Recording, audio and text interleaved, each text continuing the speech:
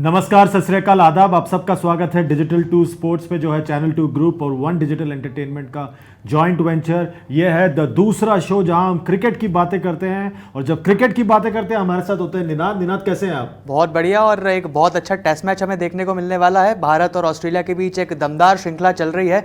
ऐसा लग रहा था कि एक विपक्षीय श्रृंखला देखने को मिलेगी। इंडिया जीतता नजर आ रहा था, लेकिन क्या कमबैक किया ऑस्ट्रेलिया ने। बिल्कुल, इंदौर के टेस्ट मैच पे जबरदस्त कमबैक किया ऑस्ट्रेलिया ने, और अब चौथा आखिरी टेस्ट मैच जो है कल शुरू होने वाला है अहमदाबाद में। अहमदाबाद के विशाल क्रिकेट स्टेडियम पर होगा ये मुकाबला।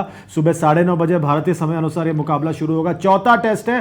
पहले दो टेस्ट भारत ने बड़े आसानी से जीत लिया, तीसरा टेस्ट इंदौर में, और वो टेस्ट ऑस्ट्रेलिया ने बड़े आसानी से जीत लिया।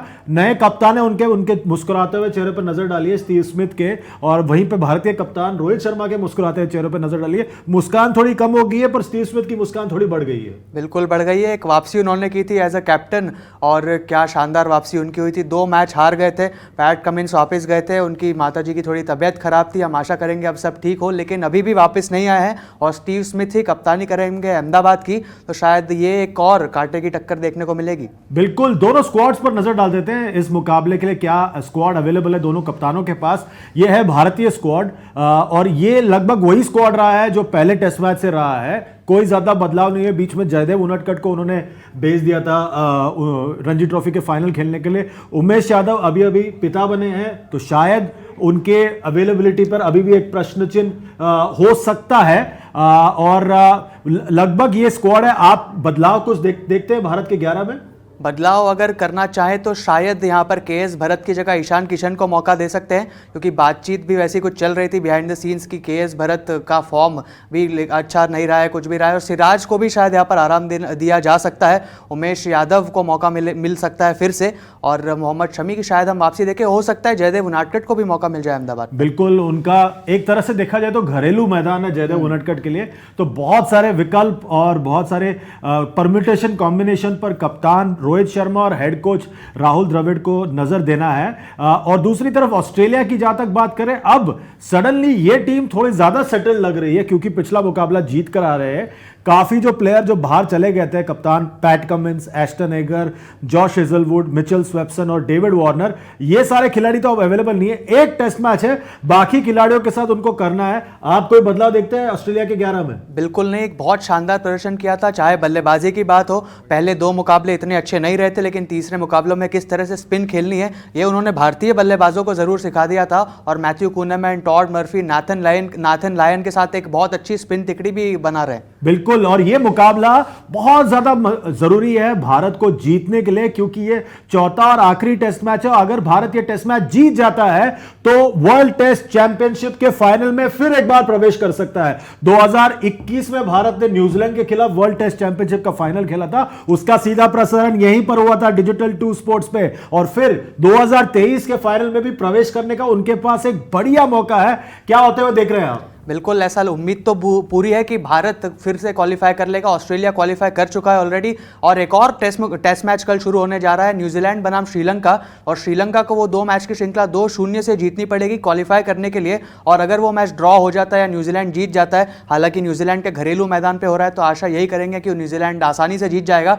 और भारत का पूरा मौका बनता है फाइनल में जाने का। तो बेसिकली ये बात है कि हम सारे भारतवासी, दुनिया भर में जितने भी भारतवासी है, भारतीय क्रिकेट के प्रेमी है, हम सब मिलकर ये प्रार्थना करेंगे कि ये 2 टेस्ट की श्रृंखला श्रीलंका और न्यूजीलैंड के बीच में न्यूजीलैंड जीत जाए। बस हमें वही चाहिए। पिछले बार हम उम्मीद कर रहे थे फाइनल में कि भारत न्यूजीलैंड को पटकनी देते, वो हुआ नहीं। इस बार हम उम्मीद कर रहे हैं कि न्यूजीलैंड श्रीलंका को पटकनी देते। सही बात है? बिल्कुल सही बात है। और अगर भारत ये टेस्ट मैच जीत जाता है अहमदाबाद में, तो वो भी सीधा क्वालिफाई कर जाएंगे। बिल्कुल। और एक नाम जो निनाद ने बताया था वो था ईशान किशन। इस खिलाड़ी पर बहुत ज्यादा नजरें हैं सबकी, क्योंकि ये जो है फर्स्ट क्लास क्रिकेट में इनका करियर देख लीजिए। 48 मुकाबलों में लगभग 3000 रन बनाया उन्होंने। 273 का उनका बेहतरीन स्कोर रहा है। झारखंड के लिए खेलते हैं वो, और इंडिया ए के लिए भी काफी बार खेला है उन्होंने। इन पर नजरें हैं, क्या भारत को वो बदलाव करना चाहिए? क्योंकि केएस भरत कीपिंग अच्छा करते हैं। दिल्ली टेस्ट मैच में उन्होंने अच्छी बल्लेबाजी की दूसरे पारी में, और 57 रन बनाया उन्होंने 5 इनिंग में। वो एक चिंता का विषय हो सकता है, क्योंकि इसके पहले ऋषभ पंत जो थे, जो अभी चोटिल है एक्सीडेंट के बाद, वो जो थे वो टेस्ट क्रिकेट में भारत के इक्के साबित होते थे। यहां पे क्या ईशान किशन को उसी किरदार में भारत उतार सकता है? बिल्कुल उतार सकता है, और इनके पास एक वो भी एबिलिटी है कि एक बाएं हाथ के बल्लेबाज हैं, और ऋषभ पंत और ईशान किशन बिल्कुल लाइक फॉर लाइक रिप्लेसमेंट के तौर पर नजर आते हैं। अच्छा एवरेज भी है इनका फर्स्ट क्लास क्रिकेट में, झारखंड के लिए जैसा आपने बताया खेलते हैं, अच्छा खासा रिकॉर्ड भी है, तो बिल्कुल। लेकिन देखना ये होगा कि क्या इन्हें मिडिल ऑर्डर में जगह मिलती है या टॉप ऑर्डर में। और पूरे सीरीज में 3 टेस्ट मैच जो हुए हैं, एक ही बात बार बार उठा है कि ये पिच कैसा है। सब लोग यही बात पूछते हैं, पूर्व क्रिकेटर और बाकी जो खेल के समर्थक, जर्नलिस्ट, हम भी वही उसी बात पर अटके हुए हैं कि पिच कैसे होंगे, क्योंकि जो पहला 3 टेस्ट मैच है, पहले 2 टेस्ट मैच 2.5 दिन में खत्म हुए, तीसरा टेस्ट मैच जो ऑस्ट्रेलिया ने जीता तीसरे दिन पहले ही घंटे में समाप्त हो गया।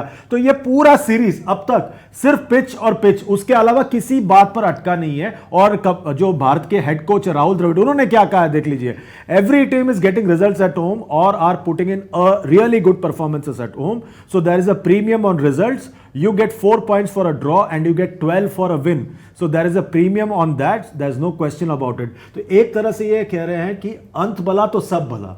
बिल्कुल यही कह रहे हैं, और 12 पॉइंट्स आपको जीत पर मिल जाते तो बिल्कुल 4 पॉइंट से काफ़ी 3 गुना ज़्यादा पॉइंट्स आपको मिलते हैं। तो कोशिश यही रहती है, ऑस्ट्रेलिया में भी अगर भारतीय टीम जाती है या इंग्लैंड जाती है, दक्षिण अफ्रीका, न्यूजीलैंड, तो उनको पिचेस वैसे ही मिलती है जैसा कि ऑस्ट्रेलियाई टीम चाहती है, और जब भारत में मुकाबले होते हैं तो ही ज़्यादा शोर मचते हुए दिखता है। लेकिन इस बार रिजल्ट्स भी ऐसे देखने को मिले, 3 दिन में मुकाबले खत्म हो गए। इंदौर का आपने जिक्र किया, तीसरे दिन पहले ही घंटे में मुकाबला खत्म हो गया। कहीं ना कहीं बल्लेबाजी में भी यहाँ पर थोड़ी सी खामियां नजर आई है। और एक बार एवरेजेस पर नजर डाल लेते, जितने भी बॉर्डर गावस्कर ट्रॉफी भारत में खेली गई है उन पर एक बार आंकड़ों पर नजर डालते हैं। देखिए, सबसे खराब रहा है बल्लेबाजों के लिए ये श्रृंखला, और बल्लेबाज तो बिल्कुल नहीं चले दोनों तरफ के। ऐसा लग रहा था बल्लेबाज आते हैं और वापस चले जाते हैं अपने ड्रेसिंग रूम की तरफ। और ओवर द ईयर्स जो बॉर्डर गावस्कर ट्रॉफी हुआ है भारत में, उसमें सबसे खराब रहा है बल्लेबाजों के लिए। तो किस मापदंड पर आप बल्लेबाजों को आंकेंगे यहां पर?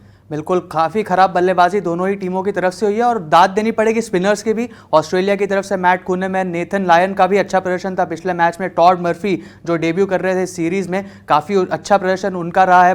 भारत की भी जो स्पिन तिकड़ी है, रविचंद्रन अश्विन, रविंद्र जडेजा, अक्षर पटेल, इन तीनों ने बांध के रखा है बल्लेबाजों को और जल्दी जल्दी विकेट्स ले रहे हैं। पेस गेंदबाजों की बात करें तो मोहम्मद सिराज ने जो पहली गेंद पर विकेट लिया था उस्मान ख्वाजा का, काफ़ी तारीफ़ काबिल था। और उमेश यादव का भी अच्छा प्रदर्शन था। तो गेंदबाजी कहीं ना कहीं अच्छी हुई है, लेकिन पिचेस ये थोड़ी सी खतरनाक साबित हुई है बल्लेबाजों के लिए। बिल्कुल बिल्कुल। और यहाँ पर पिचेस की बात कर ली हमने, 11 संभावित की बात कर ली और बाकी सब भी बात कर ली, पर एक बात करना भूल गए हैं, वो है भविष्यवाणी।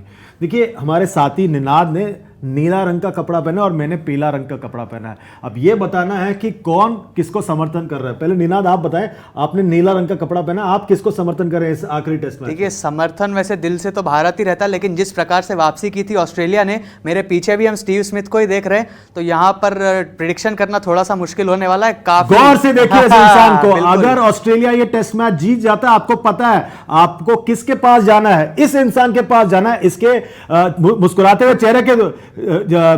चेहरे पर मत जाइए, इस मुस्कुराहट के पीछे एक शातिर दिमाग बैठा हुआ है। नीला कपड़ा पहनकर पीले रंग के टीम को सपोर्ट कर रहे हैं, इस इंसान से बच के रहना। और मैं जो है पीला कपड़ा पहना हूं, फिर भी मैं भारत का ही समर्थन करूंगा इस आखिरी टेस्ट मैच में। मगर हमारे जानने या मानने से कुछ नहीं होता। आप जो हमारे जनता जनार्दन है, जो हमें समर्थन कर रहे हैं इस मंच पर, आप बताइए आपके हिसाब से कौन जीतेगा ये टेस्ट मैच। जल्दी जाए हमारे इस वीडियो के ऊपर नीचे दाएं बाएं सब जगह जाकर कमेंट कीजिए और बताएं हमें कि ये टेस्ट मैच कौन जीतेगा और क्या भारत वर्ल्ड टेस्ट चैंपियनशिप के फाइनल में दूसरे बार प्रवेश करेगा कि नहीं। निनाद, आपका बहुत बहुत शुक्रिया। आप सबका भी बहुत बहुत शुक्रिया। डिजिटल 2 स्पोर्ट्स पे इसी तरह हमारा समर्थन करते रहिए। फेसबुक, ट्विटर, इंस्टाग्राम, यूट्यूब सब जगह जाइए, लाइक शेयर सब्सक्राइब कीजिए। और खासकर यूट्यूब पर लाइक शेयर सब्सक्राइब के साथ साथ वो जो नोटिफिकेशन की घंटी है ना, उसे दबाना बिल्कुल ना भूलें। तभी आपको पता चलेगा ये मुस्कुराता चेहरा आपके सामने कब आ रहा है। तो अगले बार तक हमें दीजिए इजाजत। अपना ख्याल रखिए। Goodbye for now.